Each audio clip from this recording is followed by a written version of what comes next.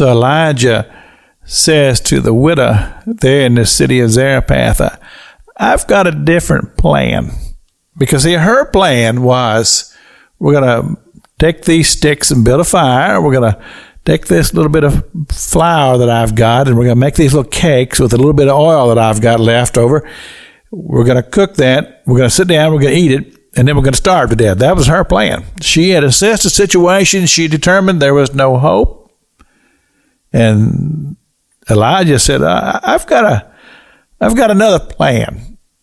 And so he says to her, he said, take that little bit of meal and that little bit of oil and make that cake and give it to me, the prophet, the man of God.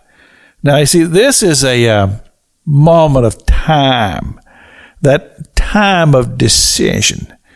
I talked to a young lady this afternoon. She's just young, and just kind of picking her brain just a little bit. She's working across the counter at the store that I was at. Didn't have a whole lot of time to talk to her, but I wanted to just find out about her situation in life and whether or not she was a person of faith. And so I told her about having hope. And it's amazing how that little conversation brought a smile to her face. Because I told her, I said, you've always got to look for hope in the situation, whatever it is. So often, the human mind and the human heart just goes to despair. And that's the realm that we settle in, and we become comfortable with our despair because we're looking at circumstances. And when we look at the circumstances, we see it all through the human eye. Well, you see, God is so far above all of that because God does not live in this realm of flesh that we live in. He lives in the heavenlies.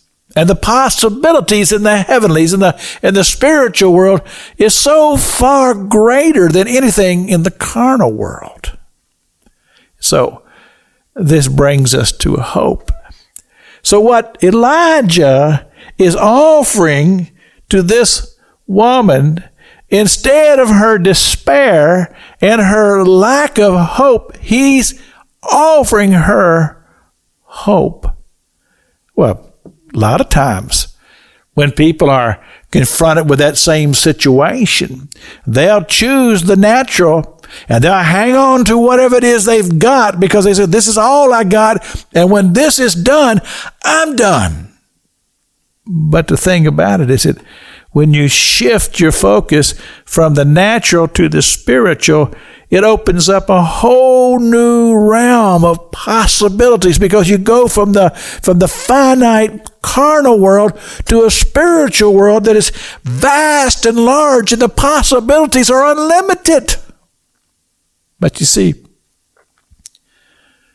we have to be able to see that in the spirit because our flesh won't take us there.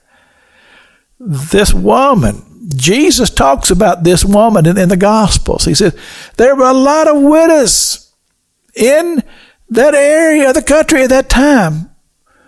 But this woman was willing to open herself up to possibilities that the prophet of God was presenting to her. That's something to think about, church. This is Pastor Jack King with the Gospel on the radio broadcast.